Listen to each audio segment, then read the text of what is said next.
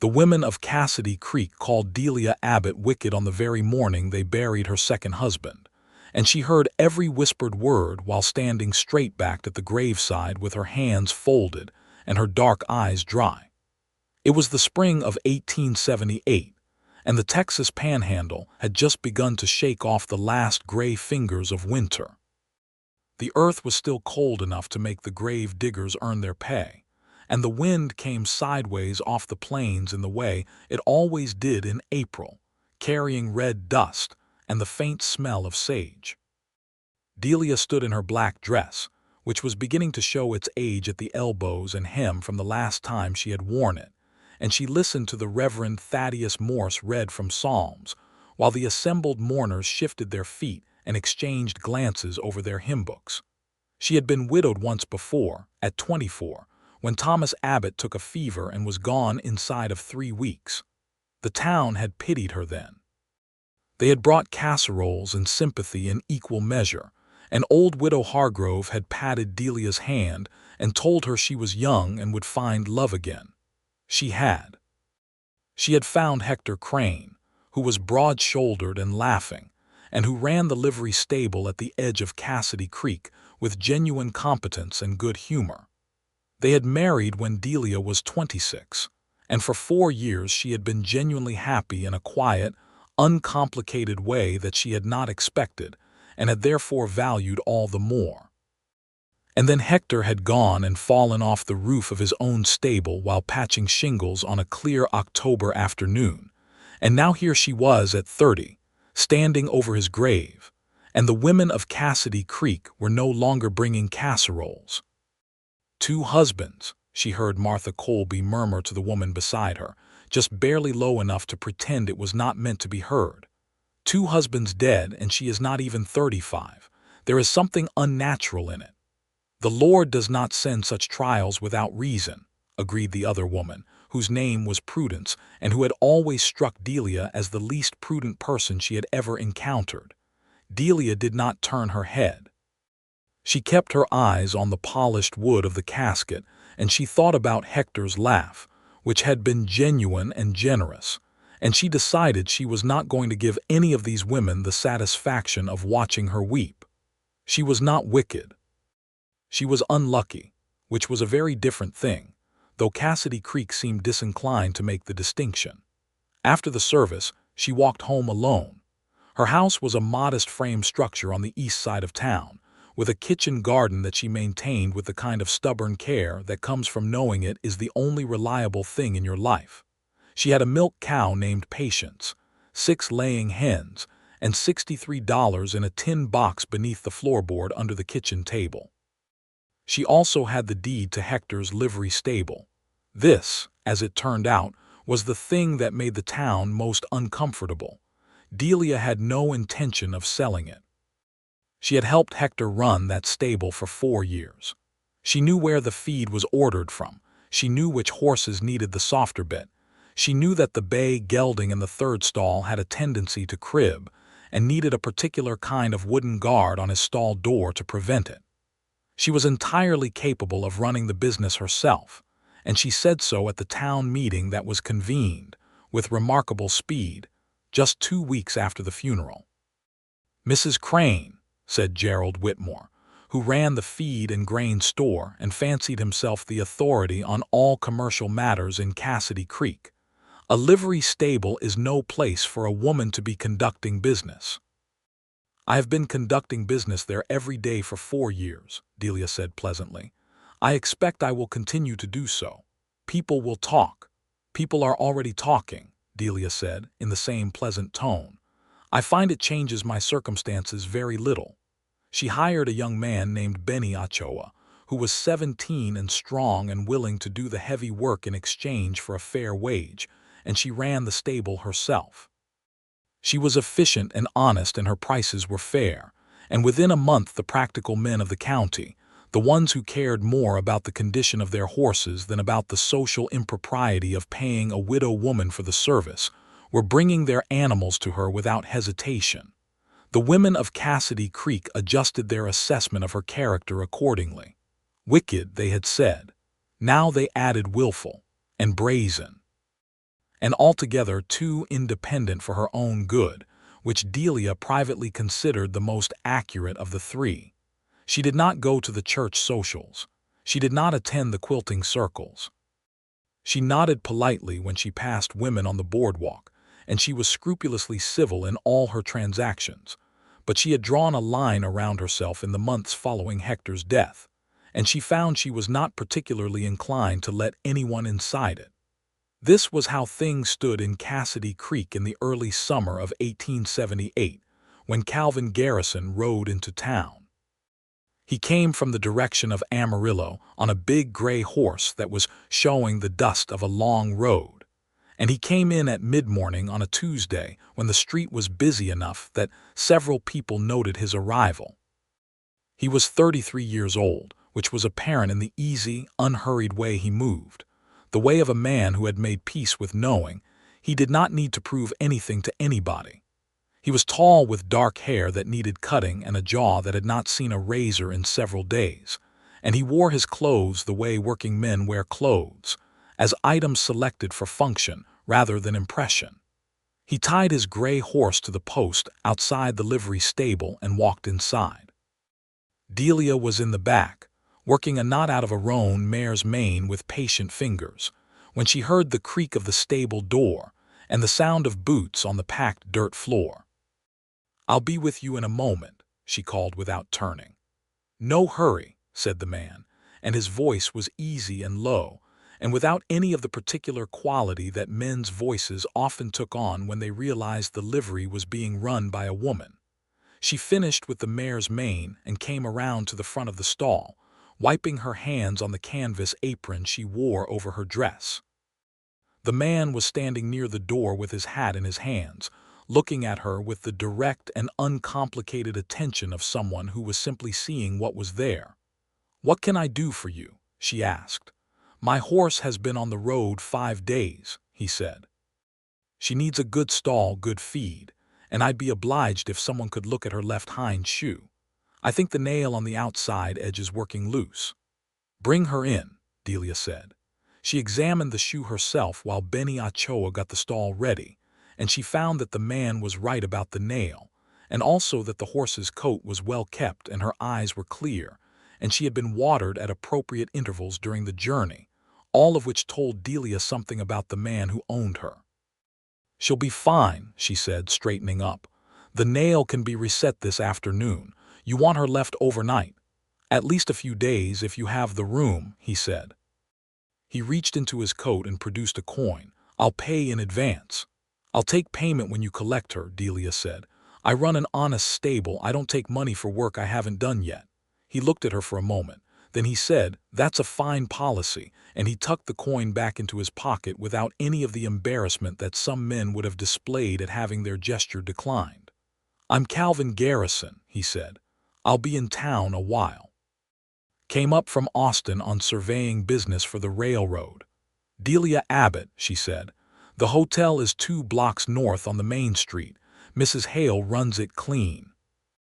He put his hat back on and nodded once, the kind of nod that was a complete acknowledgement of everything that had been said, and he left without any further commentary. Delia went back to work. She thought about him for approximately 4 minutes before she forcibly directed her attention elsewhere, which was 2 minutes longer than she had thought about any man in the past year and a half. He came back the next afternoon to check on his horse, which was how she learned that he had more conversation in him than his first visit had suggested.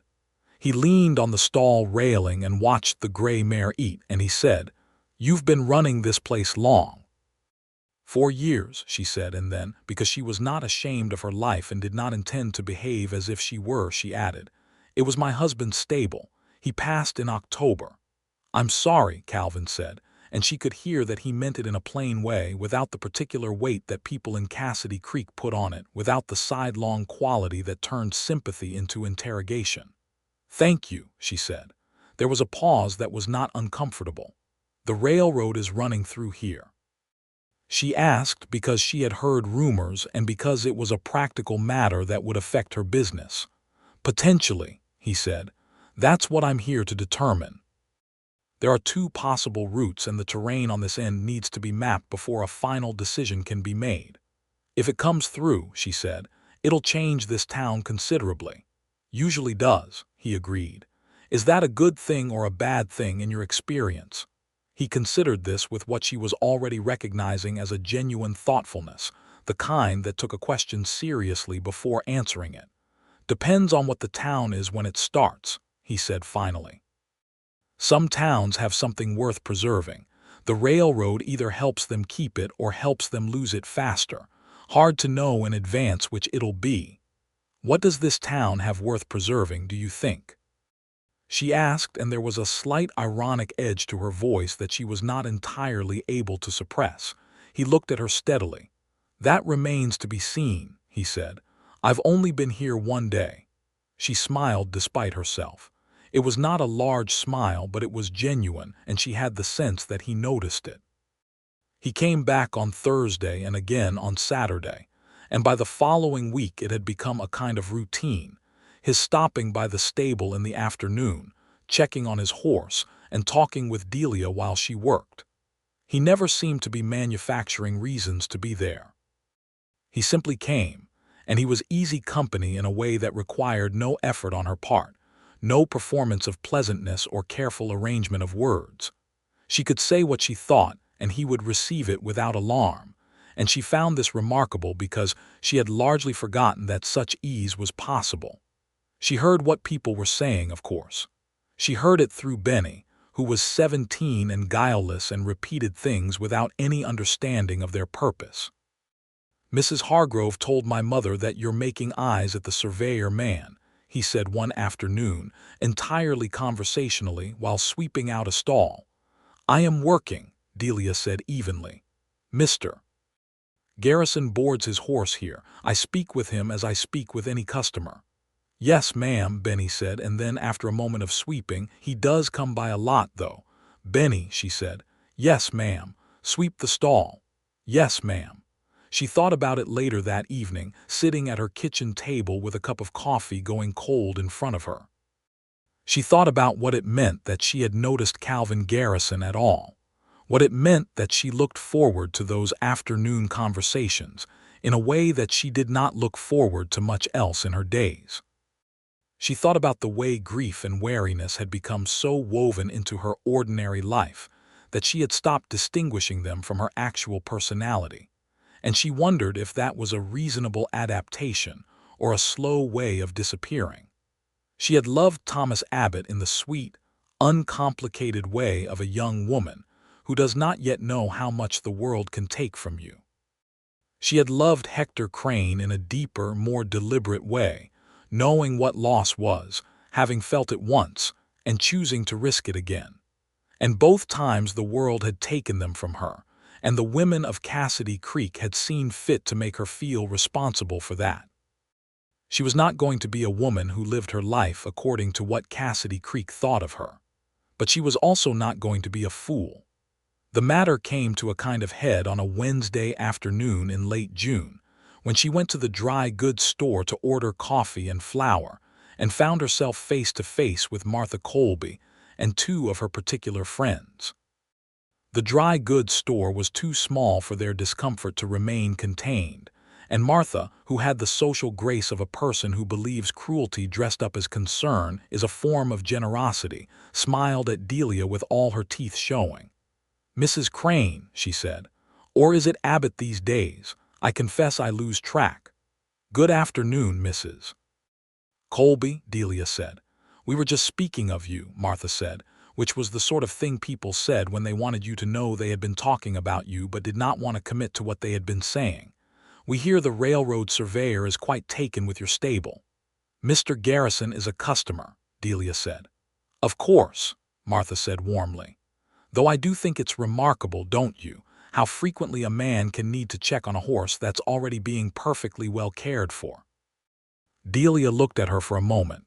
She thought about all the things she could say, and she sorted through them with the efficiency of long practice. Then she said, Mrs. Colby, I expect your husband is waiting for his supper, and she turned back to the counter and placed her order. She heard Martha's sharp intake of breath, and she felt the mean little satisfaction of it. And she was not particularly proud of feeling it, but she was not particularly ashamed of it either. She was carrying her wrapped packages out the door when she nearly walked into Calvin Garrison on the boardwalk.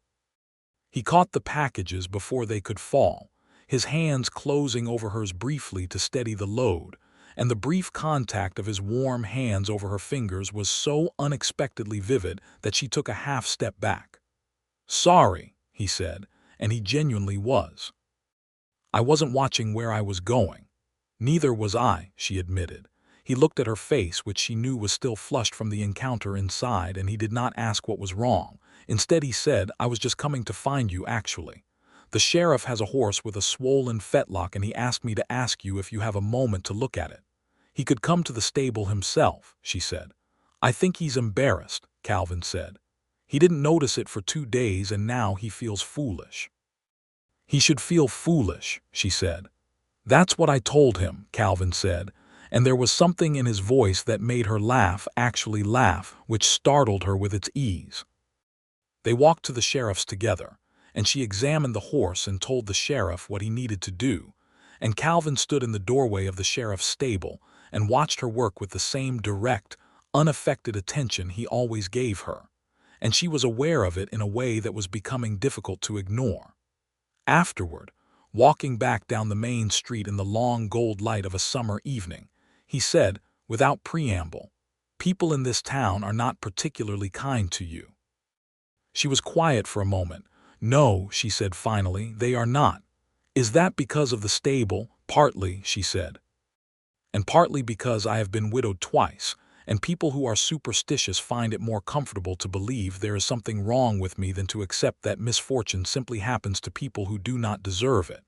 He was quiet for a moment, taking that in. "That is a hard way to live," he said, "in a place that has decided who you are before you open your mouth." "It is," she agreed. "But it is my town and my stable and my life. I am not inclined to be chased out of it by gossip." "No," he said, and there was a warmth in the word. "I don't expect you are." They had reached the stable. The evening was settling in around them, purple and soft, and the horses were quiet in their stalls. Delia stood at the stable door and Calvin stood a few feet away, and there was a particular charged quality to the air between them that she had not felt in years. "Mr. Garrison," she said carefully. "Calvin," he said. He had asked her once before to use his given name, and she had not done it yet. She looked at him. He was looking back at her with the same direct attention he always gave her, and she could see clearly that he was not performing interest or manufacturing warmth. He was simply, genuinely interested in her, and he was not concealing it because he apparently did not see any reason to. "Calvin," she said, and his name in her mouth felt like taking a careful step onto uncertain ground and finding it solid. "What is it that you want here?" He was quiet for a moment. Not the silence of a man calculating, but the silence of a man being honest. "I want to keep talking to you," he said. "I want to know how your mind works because I have not met anyone quite like you. And I am aware," he added, "that this is complicated and that you have excellent reasons for caution, and I am not asking you to set those reasons aside." She studied his face in the fading light. "That is a very careful answer," she said. "I'm a very careful man," he said. She almost smiled again. "Good night, Calvin." "Good night, Delia," he said, and he walked away down the street in the long purple dusk, and she stood in the stable doorway and watched him go and let herself, for the first time in a very long time, feel the possibility of something. The surveying work kept him busy in the mornings, out on the plains with his instruments and his notebooks, mapping the land with the meticulous patience that she had come to associate with him. He rode out before sunrise and came back in the early afternoon, often with dust in his hair and the particular focused expression of a man who has been thinking about numbers and distances for 6 hours. He would get his horse settled and then drift toward wherever Delia was working, and she began, without making any great decision about it, to leave a portion of her afternoon less scheduled than the rest. One afternoon in mid-July, he arrived at the stable with a small wildflower, the kind that grew in yellow clusters along the creek bed, and he held it out to her with a straightforwardness that was somehow more romantic than any elaborate gesture she could imagine, because it was entirely without pretense. "I passed them on the road," he said. "I thought you might like it." She took it and turned it in her fingers and said, "Thank you," and she meant it. And she put it in a tin cup of water on the windowsill of the stable office, and looked at it several times that afternoon without deciding what to do about the feeling that accompanied looking at it. On a Saturday evening in late July, there was a dance at the Grange Hall. Delia did not usually attend these events, having found that being the topic of discussion while present at social gatherings was considerably less comfortable than being the topic of discussion in absentia. But Benny's mother came to the stable that afternoon and said that Benny had been hoping to go and was afraid to go alone, which Delia suspected was a polite fiction that Benny's mother had constructed for her benefit, but which she found herself unable to reject outright because she was fond of Benny and the fiction was kindly intended. She went to the dance. She wore her green dress, which was the better of the two she owned, and she pinned her dark hair up with the ivory combs that had been her mother's, and she walked to the Grange Hall with Benny and his mother, and she was aware, walking into the room, of the particular quality of attention that came from people who have been discussing you and are surprised to find you present. Calvin was there. She had not known he would be. He was standing near the far wall talking to the sheriff and one of the railroad men who had come from Amarillo, and he saw her when she came in, and his face did something she would have been unable to fully describe, but which she felt clearly from across the room, a quality of gladness that was neither performed nor suppressed. He made his way to her between the first and second dances, through the crowd of people who parted for him with the kind of unconscious deference that tall men in good boots tend to receive, and he said, without any preliminary, "Will you dance with me?" "People will talk," she said, which was the same thing Gerald Whitmore had said to her about the stable, and she said it with the same gentle irony she had used then. "They are already talking," he said, giving her own words back to her with a smile that was warm and a little bit delighted. "I find it changes my circumstances very little." She looked at him for a moment. Then she said, "One dance." It was a waltz, and he was a competent dancer without being showy about it, and he held her with the appropriate formal distance while still managing to communicate, through the warmth of his hand at her back and the attentiveness of his leading, that she had his complete and genuine attention. "I heard what Mrs. Colby said to you at the dry goods store," he said quietly as they moved through the pattern of the dance. She looked up at him sharply. "I was coming around the corner," he said. "I heard the last part of it. I am sorry I did not intervene." "I did not need you to intervene," she said, and it came out more sharply than she intended. "No," he said, without any defensiveness. "You handled it far better than I would have. I just meant I was sorry you had to deal with it at all." The sharpness went out of her. "I know," she said. "I know what you meant." They danced in silence for a moment. "Does it truly not bother you?" he asked quietly. "The things they say." She was quiet long enough that they completed a full turn before she answered.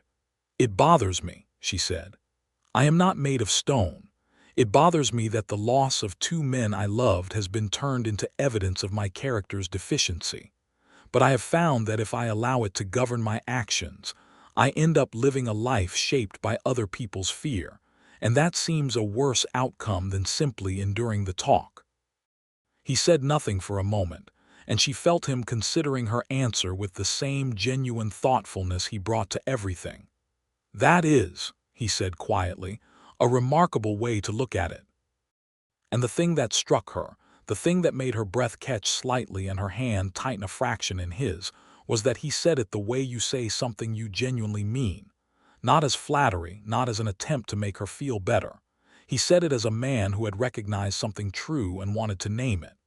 "You're the first person in this town to use that word in relation to me," she said. "What word do they use?" he asked. "Wicked," she said flatly. The word sat between them in the music and the light, and the turning of the dance. Wicked, he repeated, and the way he said it made clear what he thought of it, quiet and certain and dismissive in the way of a man who has assessed a thing and found it false. The dance ended. She stepped back and smoothed her skirt, and he stood looking at her with something in his eyes that she was no longer pretending she did not see. "One dance," she reminded him. "Yes," he said. "I know what you said." And then, after a pause, "Thank you, Delia." She went home that night and she sat in her kitchen and she thought about what he had said. Remarkable. Said plainly, said without decoration, said like a fact he had discovered and was simply reporting. She had spent the last year and a half behind the careful walls she had built, and she was aware, with the clarity of someone who has been honest with herself for a long time, that those walls were still necessary and still intact, but that there was now a particular crack in one of them through which light was entering, and she was not as afraid of it as she had expected to be. In August, the work of the surveying reached a critical point, and Calvin was often away for longer stretches, riding out to the far edges of the proposed route with his notebooks and his instruments. When he returned, he was tired and dusty and entirely himself, and he would come to the stable to get his horse settled, and he and Delia would talk in the long summer evenings, while the light went golden, and the horses moved in their stalls with the particular contentment of well-fed animals. They talked about everything, and nothing in the easy way of two people who have found a conversational frequency that requires no adjustment. She told him about Thomas Abbott and about the fever and about the strange guilt of being the one who did not die. He listened without trying to fix it. She told him about Hector's laugh and about finding the stable empty that October morning and about deciding to run it herself. He listened to that too. He told her, in turn, about Austin, where he had grown up, the son of a German immigrant father who had surveyed land for the Republic of Texas before it was a state, and who had believed fiercely in the precision of measurement as a form of respect for the land.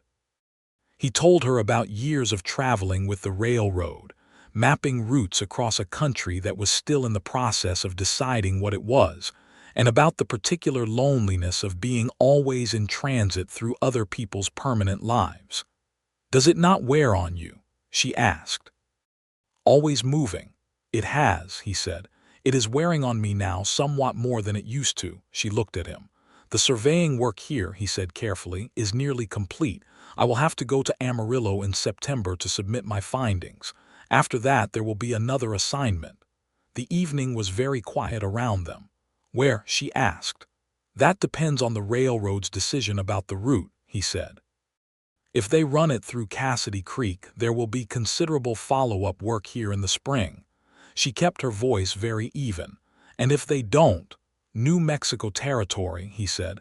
"Possibly." She looked at her hands. She thought about the careful walls and the crack in one of them and the light that had been coming through all summer. "Calvin," she said. "Delia," he said.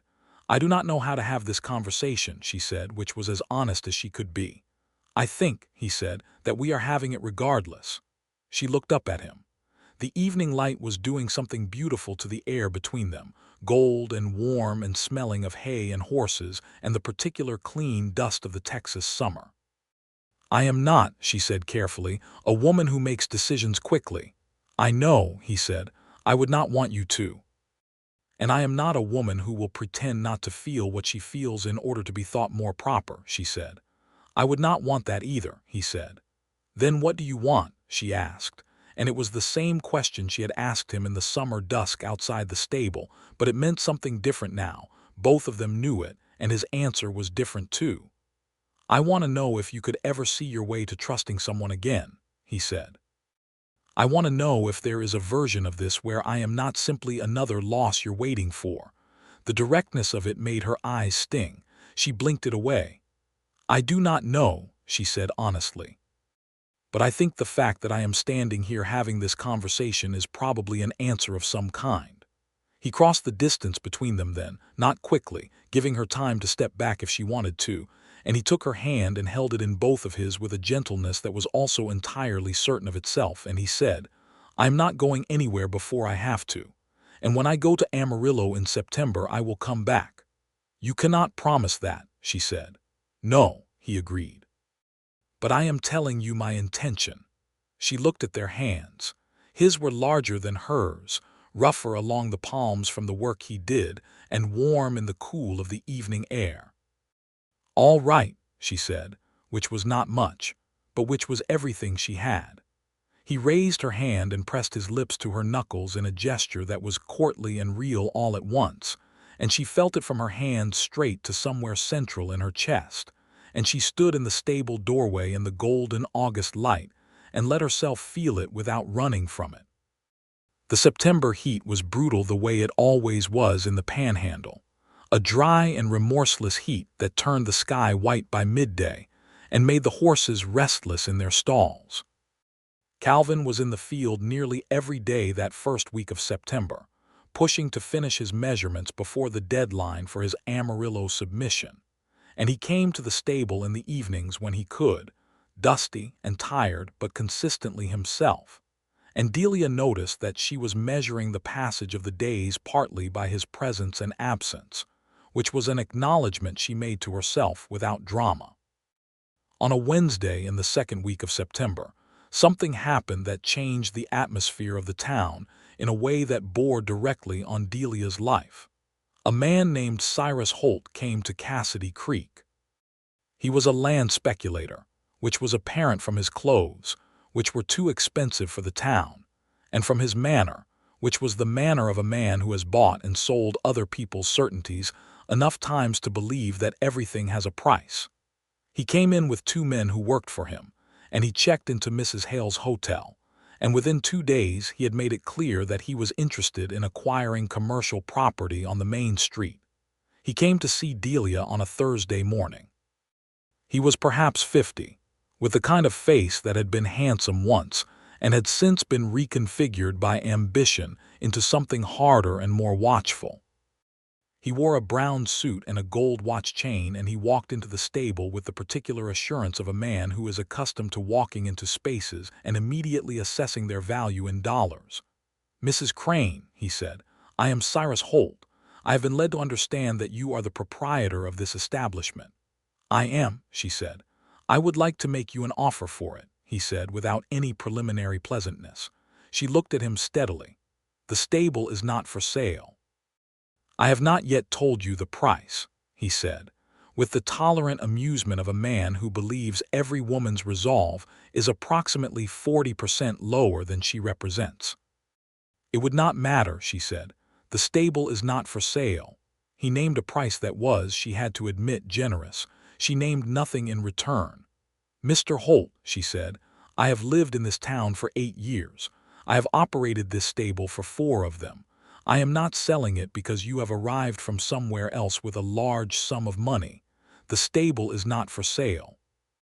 He looked at her for a long moment, and she could see him recalibrating, moving from the approach that assumed female compliance to the approach that assumed obstinacy, and she could see him deciding how hard to push. "I understand you are a widow, Mrs. Crane," he said, and his voice had shifted to a kind of solicitous concern that was entirely calculated. "Alone in a business that is considerably demanding for a single woman to maintain. I only want to ensure that you, Mr. Holt," she said, and her voice was very quiet and very clear, "my marital status is not a negotiating point. The answer is no. I would appreciate it if you would leave my stable." He left, but she did not think he was finished. She was right.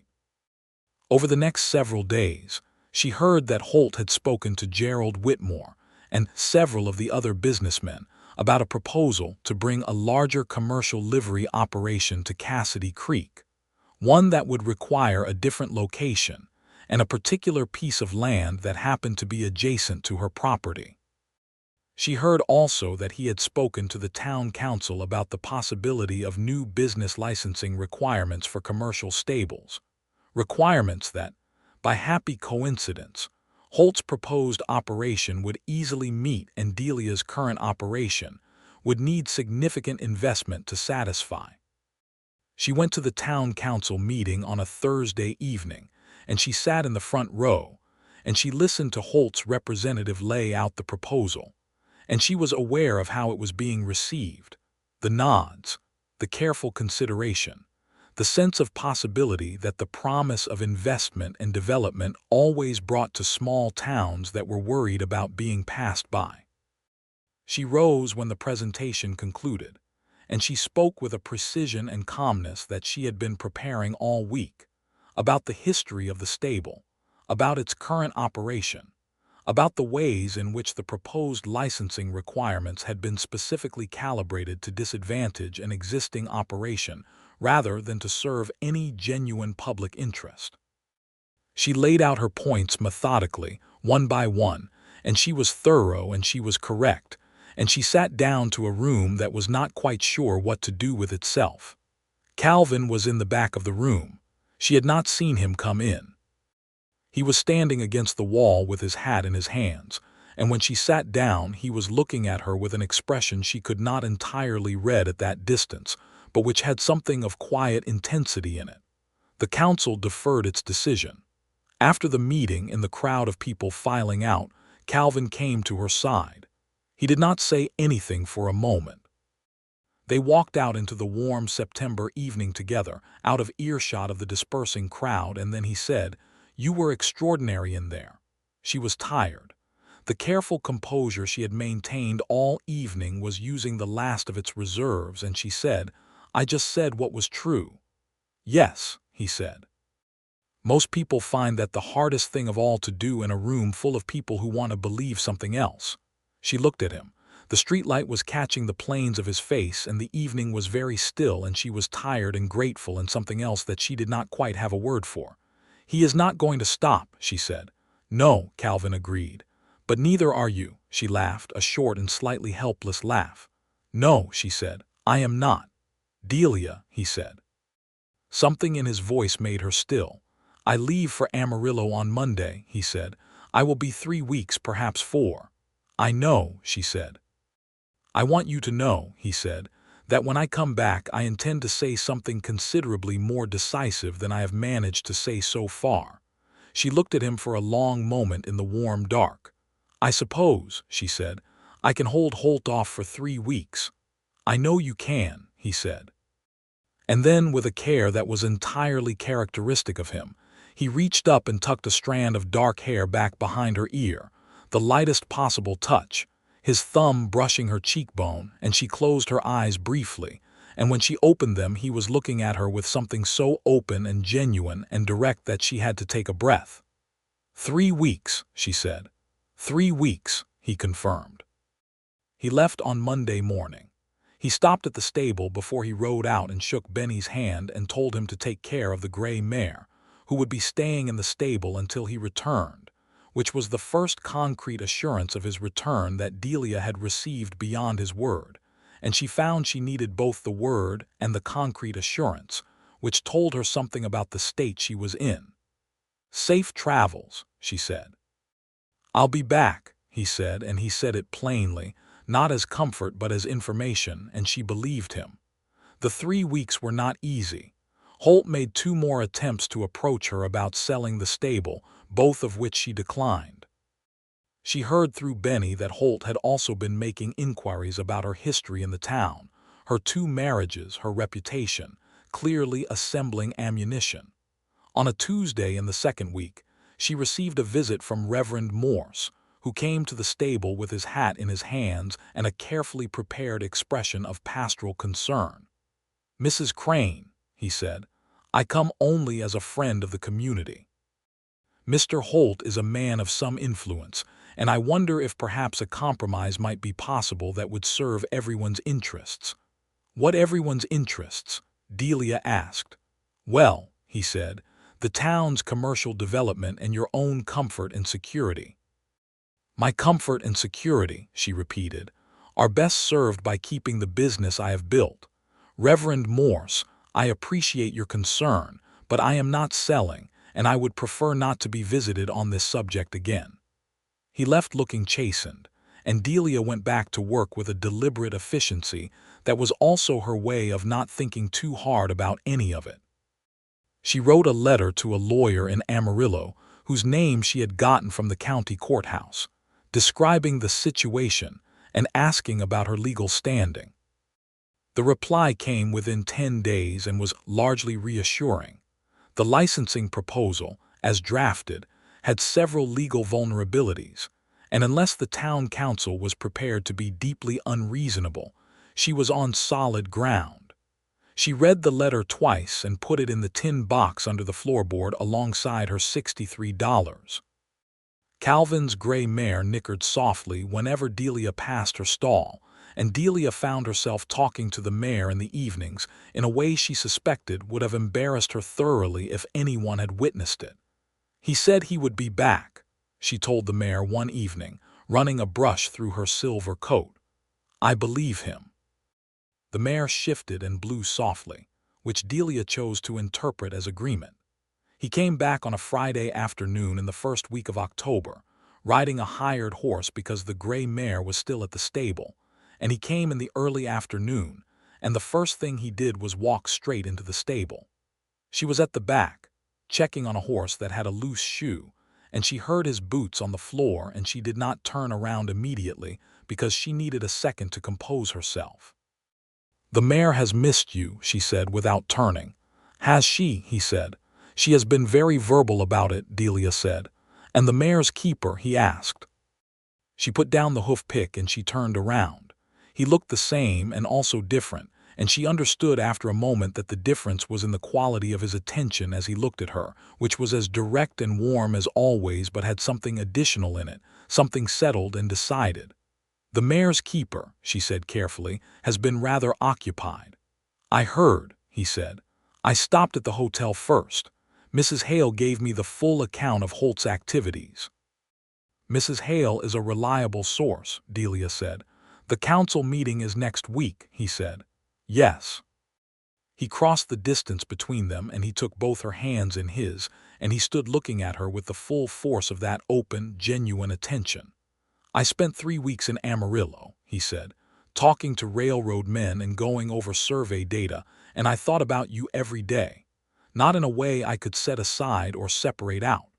Just constantly, the way you think about something that has become part of how you understand the world." She looked at him. "I am not," he said, "a man who says things he does not mean, and I mean all of this. I am asking you to let me court you properly, openly, in a way that makes clear to this town, and to you that I am serious about my intentions." "Your intentions," she said. "My intention," he said, "is to marry you if you will eventually have me. I am not asking you today because that would be rushing you and I refuse to rush you, but I want you to know that that is where I am aiming." The evening was quiet around them, and the horses were quiet in their stalls, and the last of the afternoon light was coming through the stable window and lying in long warm lines across the floor. And Delia Abbott stood in the middle of all of it and looked at this man who had ridden into her town 4 months ago on a dusty gray horse, and had looked at her, that very first time, with the plain attentiveness of someone simply seeing what was there, without judgment or calculation. "I have been called wicked," she said, "by most of the people in this town." "I know," he said. "I have buried 2 men," she said. "I know that too," he said. "And you are standing here telling me your intention is marriage." "Yes," he said simply. She looked at him for a long time. She thought about Thomas Abbott and Hector Crane and the life she had built from the rubble of losing them. She thought about the walls she had built and the crack in one of them and the light that had been coming through all summer. She thought about the mare nickering when she passed the stall, and the yellow wildflower in a tin cup on the windowsill, and his voice saying remarkable in a room full of people who used a different word. "All right," she said. And then, with more certainty than those 2 words suggested, she said it again. "All right, Calvin." He raised her hands and kissed them, one and then the other, and then he looked at her with something so complete and bright in his face that she had to breathe around it. "Now," he said, releasing one of her hands but keeping the other, "tell me everything that has happened with Holt. I have some thoughts about the council meeting." She laughed, genuine and surprised and warm, and she held his hand and told him everything, standing in the stable in the last of the October light. And it was, she thought, exactly the right way for this to begin. The council meeting happened the following Thursday. Calvin attended and he sat beside Delia in the front row, which was a statement that was not lost on the room.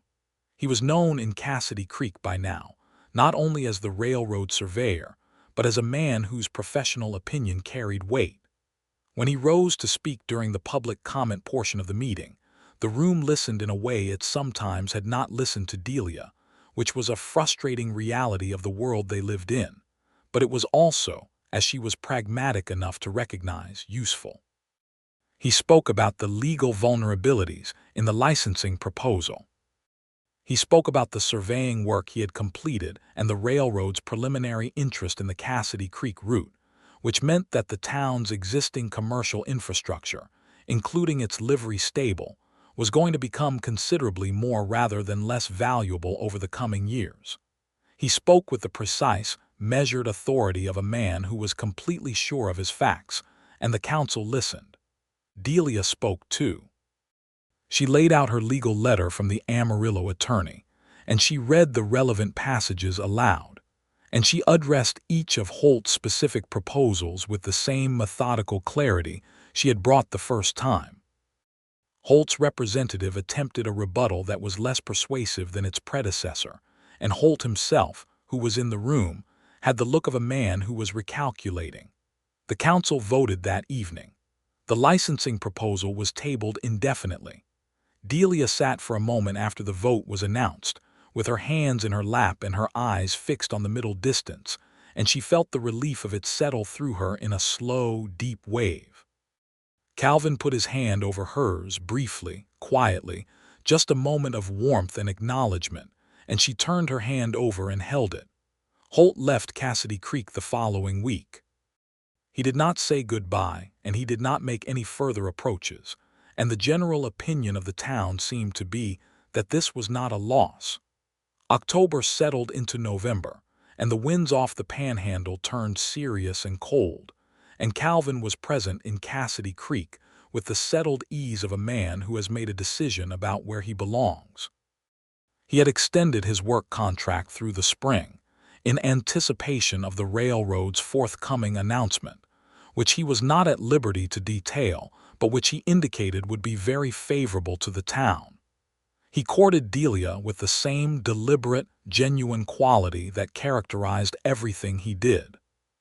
He brought her things, small things, a book from Amarillo that he had thought she would like, a piece of ribbon in exactly the right shade of blue to match her good dress, because he had noticed her good dress, a jar of honey from a farm outside of town, because she had mentioned once in passing that she was partial to honey in her coffee. He brought these things without ceremony and without expectation of anything particular in return, and she received them with a quiet gladness that was becoming more natural and less frightening with each passing week. He had dinner at her house for the first time in November, when the weather turned cold enough that the idea of a fire and a proper meal had obvious appeal.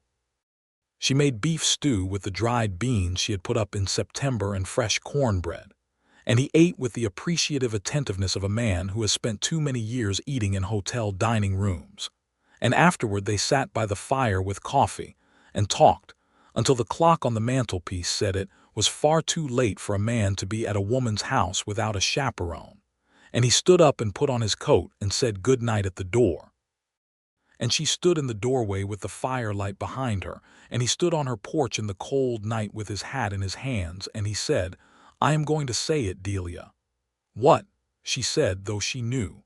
"I am in love with you," he said. "I have been for quite some time, and I am tired of not saying it." She stood in the firelight, and she looked at him on the dark porch, and she felt the whole of it, the warmth and the fear and the gladness and the particular ache of wanting something enough to be terrified of it, and she said, "I know." "Is that all you are going to say?" he asked, and there was warmth in his voice but also real vulnerability, the kind that comes from having put something true down in the open air. "No," she said. "I am in love with you too, and I have been afraid to say it because the last 2 times I loved someone, I lost them, and I am still afraid of that." He stepped forward and he cupped her face in both his hands on the threshold of her doorway, and he said, very quietly, I know. I'm not asking you not to be afraid. I'm just asking you to be afraid with me." She closed her eyes for a moment, and when she opened them, he was still looking at her with that complete, open attention. "All right," she said, which was her word for yes when yes felt too small to hold everything she meant. He kissed her then, on the threshold of her house in the cold November night, warm and careful and certain all at once. And she kissed him back, and she did not think about anything except how entirely present and real he was, and how astonishing it was to feel, again, this particular and improbable thing. Martha Colby saw him leaving her house that evening, because Martha Colby's bedroom window faced Delia Street, and Martha Colby was apparently a woman who kept irregular hours. The result was a new round of talk that was, if anything, more vigorous than the previous rounds. Wicked was used again. Shameless made an appearance.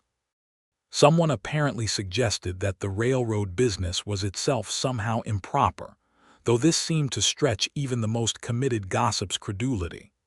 Delia received a call from Reverend Morse, who this time came not about the stable, but about the general moral character of the situation, and who spoke with some delicacy about the importance of propriety and the reputation of the town. She listened to him politely and completely, and then she said, "Reverend Morse, Mr. Garrison is courting me with the intention of marriage. I am a grown woman who has already been married twice, and I am entirely aware of what is appropriate behavior and what is not. I have done nothing improper. Now, is there anything else I can help you with today?" He left in some disorder, but he did not come back. Calvin proposed to her on a Saturday evening in December, in her kitchen, which she later considered was exactly the right place for it, because her kitchen was where she had spent the hardest years of her life, sitting at the table in the late evenings working through the accounts and keeping the wolf from the door. And the fact that this was where he chose to ask her felt appropriate in a way that a more romantic setting might not have been. He was sitting across the table from her with a cup of coffee, and she was going over the stable accounts, and he said, quietly and without preface, "Delia, will you marry me?" She set down her pencil. She looked at him across the kitchen table in the lamplight, this man who called her remarkable and meant it, this man who had sat with her in her stable and her kitchen and her town and absorbed everything about her, the history and the loss and the independence and the stubborn refusal to be diminished, and had found it not alarming but genuinely worthy. "Yes," she said. And this time she said yes instead of all right because it was bigger than all right. "Yes, Calvin, I will."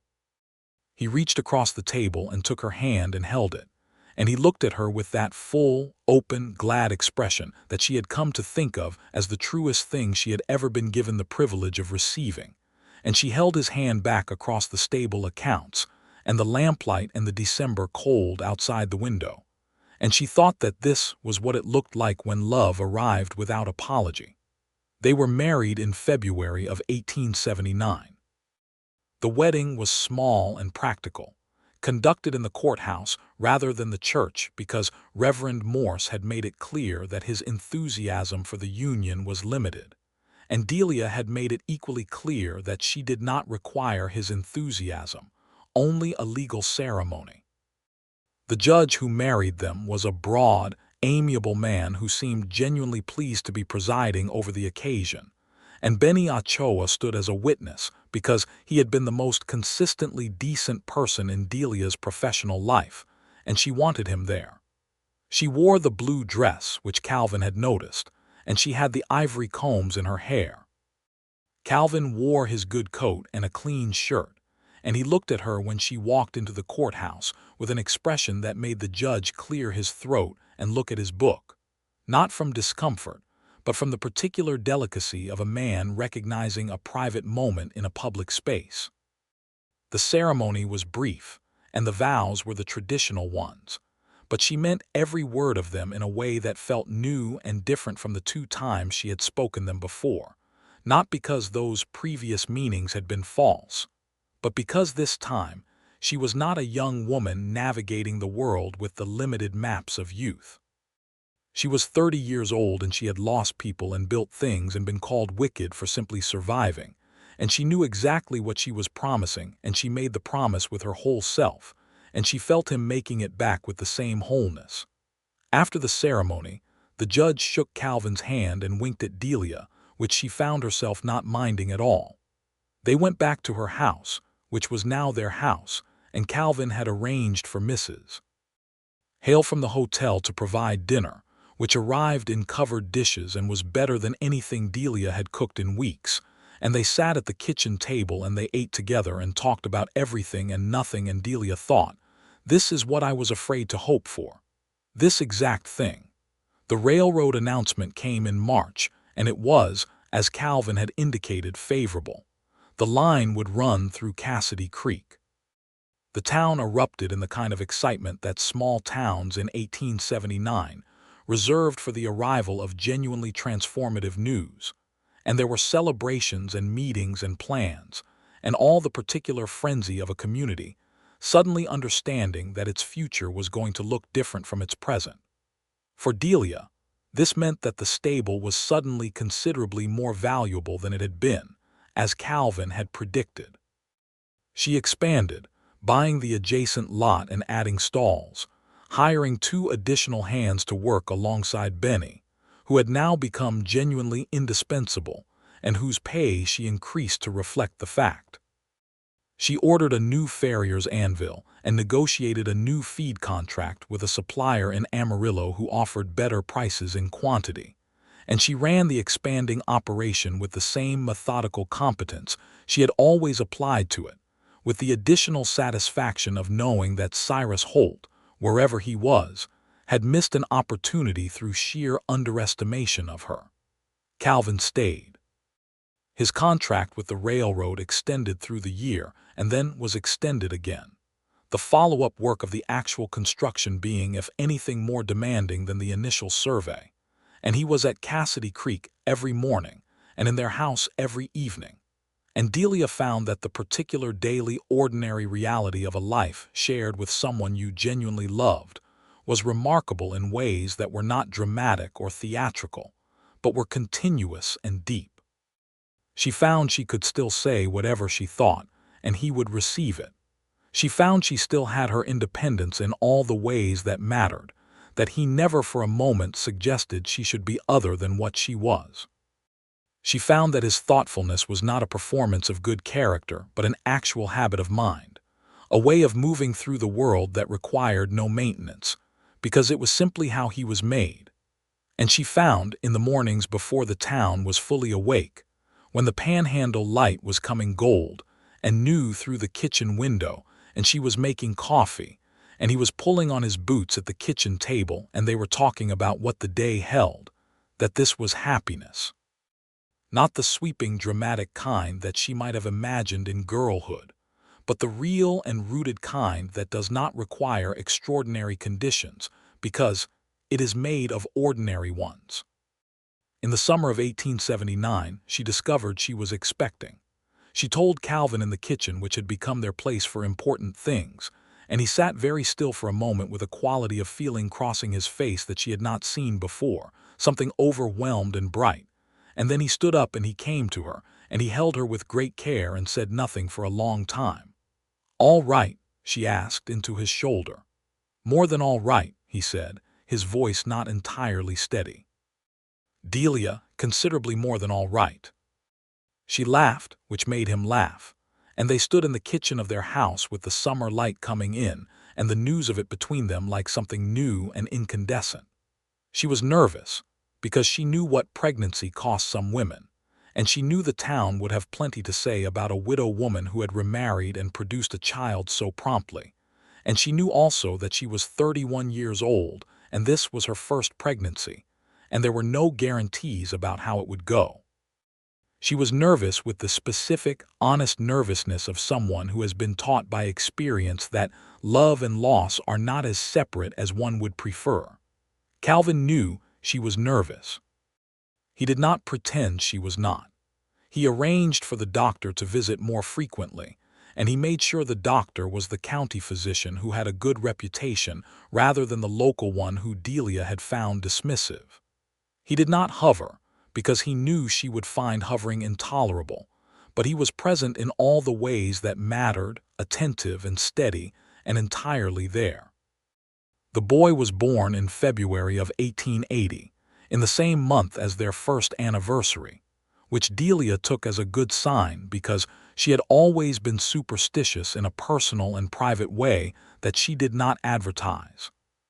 He was born on a cold morning with the wind off the panhandle doing its usual February worst, and the labor was hard and long enough that Delia spent considerable time being very angry at the entire situation, which the midwife, a capable woman named Rosa Esperanza, who had delivered half the babies in the county, told Calvin was an excellent sign. "When they get angry," Rosa said, "they are still fighting." Calvin, who was waiting in the kitchen with the kind of controlled anxiety that comes from being an intelligent person with no useful function, said, "She is always fighting. That is completely normal for her."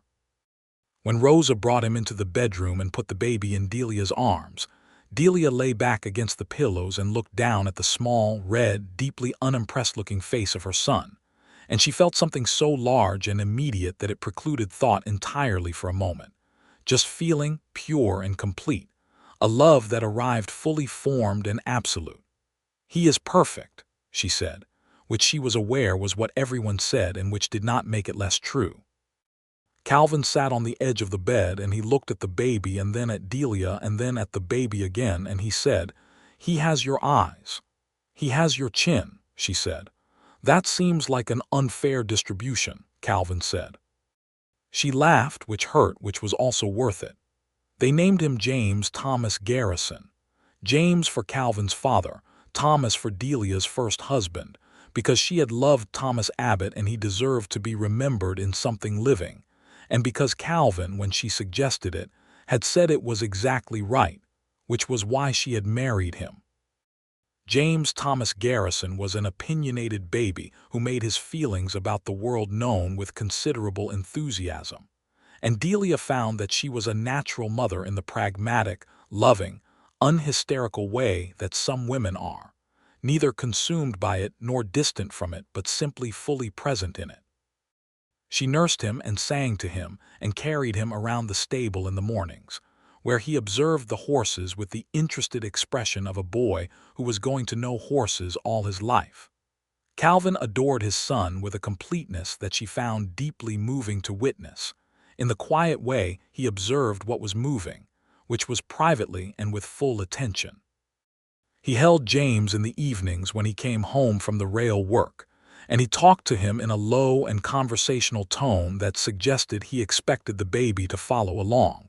And the baby, impossibly, seemed to, fixing his new gray eyes on his father's face with profound attention. The railroad through Cassidy Creek was completed in the fall of 1880, and the celebration was considerable. The town had grown substantially over the preceding 2 years, new businesses opening, new families arriving, the boardwalk extending, a second hotel under construction. It was in many ways a different town from the one Calvin had ridden into in the summer of 1878, and Delia's stable was at the center of the changed commercial landscape, expanded now to twice its original size, and employed by the railroad itself for the housing of horses used in construction and maintenance work. On the day of the celebration, there was a parade of sorts, and a speech by the mayor and fireworks in the evening that made James, who was 8 months old and being held on his father's hip in the crowd, stare upward with an expression of complete and astonished joy. Delia stood beside Calvin in the crowd, and she held James's small hand, and she watched the fireworks over the town of Cassidy Creek, which had called her wicked and meant it, and she thought about how much had changed and how much had stayed the same. The essential facts of her life were unchanged. She had buried 2 good men, and she had survived it, and she had refused to be less than herself, because the world found that inconvenient.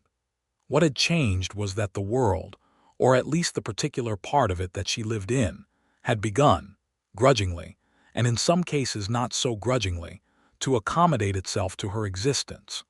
Martha Colby had spoken to her civilly at the post office just 2 weeks earlier, which Delia considered an achievement of significant proportions. And Calvin was standing beside her with their son on his hip and his shoulder warm against hers, and the fireworks were going off over the plains, and she thought, "It is enough. This is enough." This is, in fact, considerably more than enough. The spring of 1881 brought the second pregnancy, which Delia discovered with a combination of gladness and the slightly wary humor of a woman who is familiar enough with her own body to know what is coming. "Again," she said to Calvin, at the kitchen table in the way that had become their tradition. "Again," he agreed, with a smile that was warm and entirely unguarded. "I am going to need to hire another person at the stable," she said. "I cannot be on my feet 15 hours a day while this is going on. I have been thinking," he said, "about whether we ought to consider building a house with a room specifically designated as an office, so that you can run the business without necessarily being at the stable every hour." She looked at him. "You have been thinking about this?" "For some time," he said. "I did not want to suggest it in a way that seemed like I was trying to limit your involvement in the operation. I want to suggest it as something that might give you more flexibility." She studied his face. He was entirely sincere, as she had known he would be.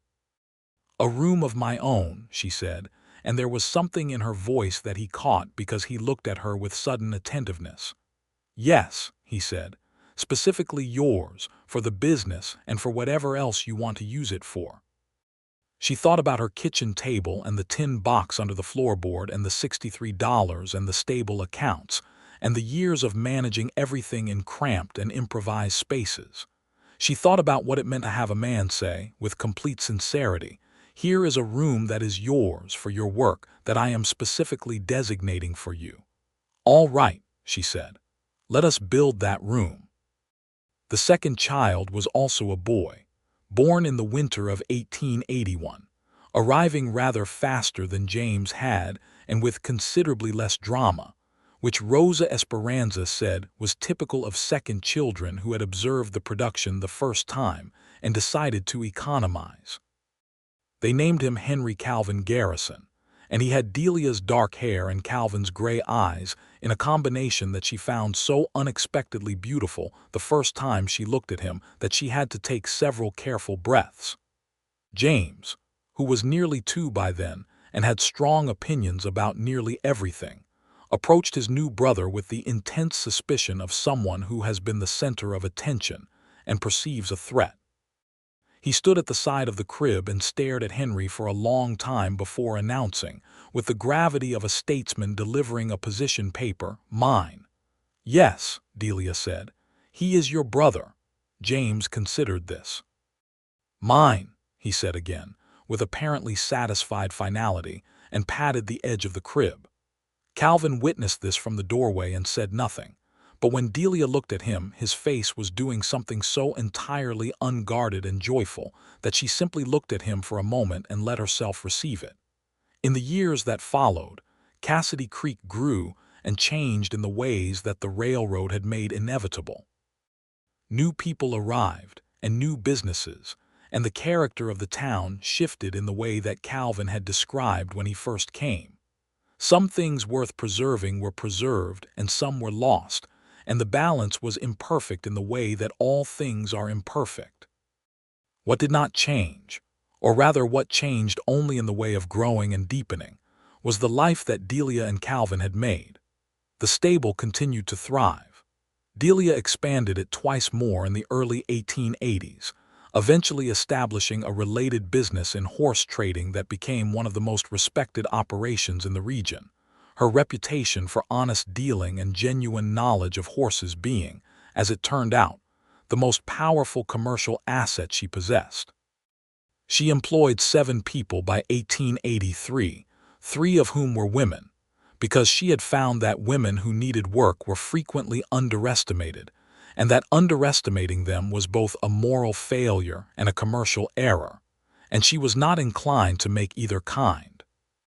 The room that Calvin had built for her became exactly what he had promised it would be.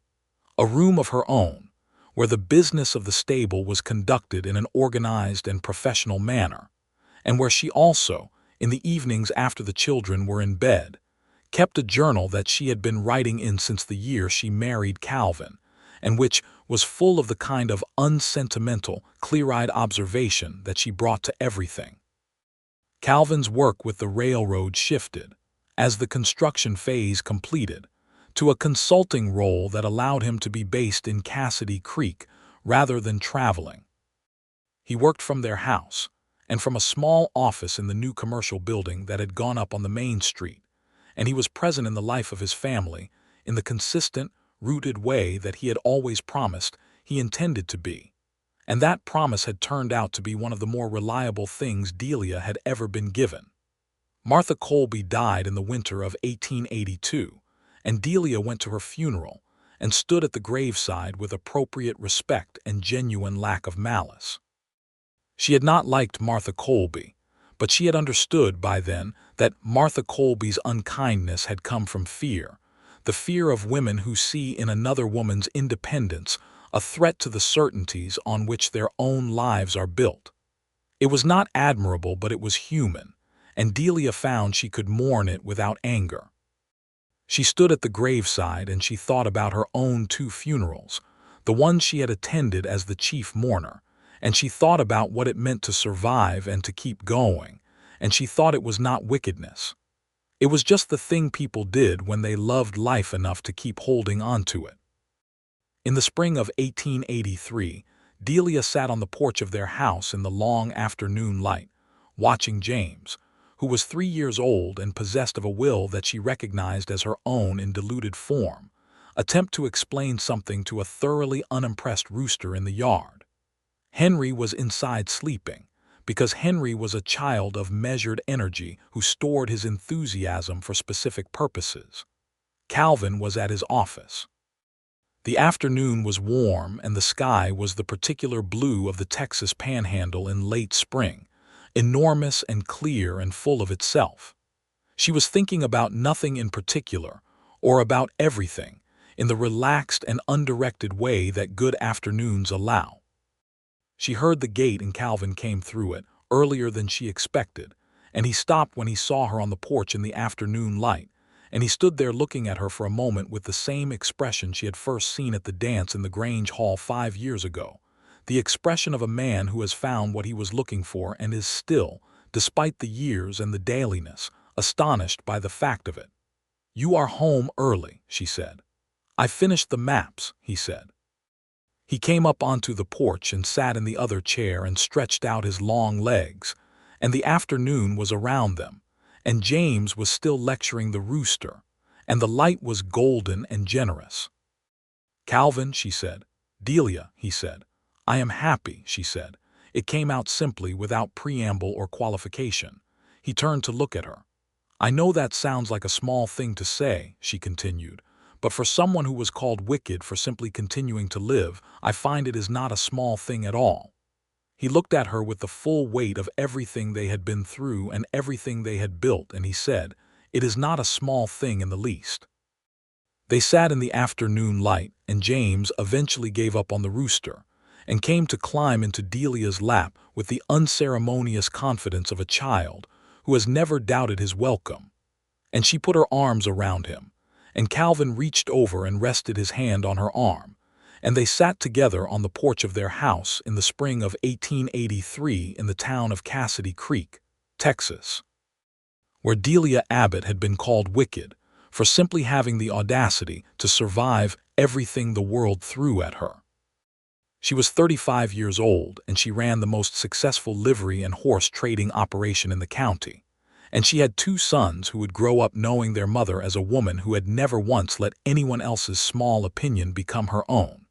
And she had a husband who had seen her clearly from the very first moment, and had never stopped looking at her with that direct, plain, genuine attention that she now understood was its own kind of love language. The language of a man who sees you fully and chooses you anyway, not wicked, remarkable, she had believed it eventually. She had let it in and let it become the truth she lived by, not because Calvin said it, but because in the living of it she had discovered it was accurate, and accuracy mattered more to her than almost anything. In later years, when people would ask, as they sometimes did, how she and Calvin had come to find each other in Cassidy Creek of all places, she would tell the story plainly. A man on a dusty gray horse, and a woman running a livery stable that the town thought she had no business running. A summer of afternoon conversations and a dance, and a wildflower in a tin cup. A stand before the town council, and a kitchen table, and a word said simply and honestly in the stable at the end of a golden October evening. Remarkable. And she would say, when she told this story, that the most remarkable thing was not that she had survived everything she had survived.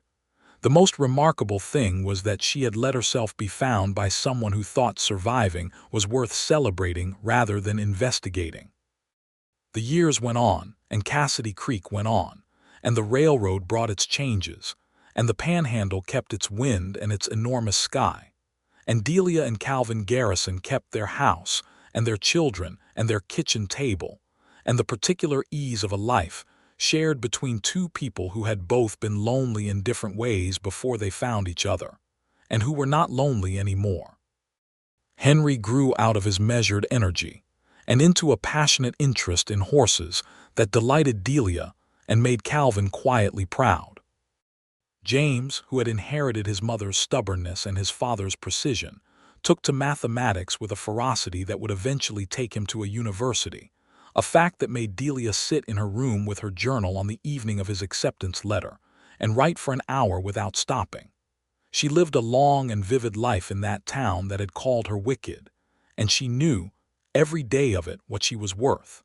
And Calvin Garrison, who had said so, had meant every word.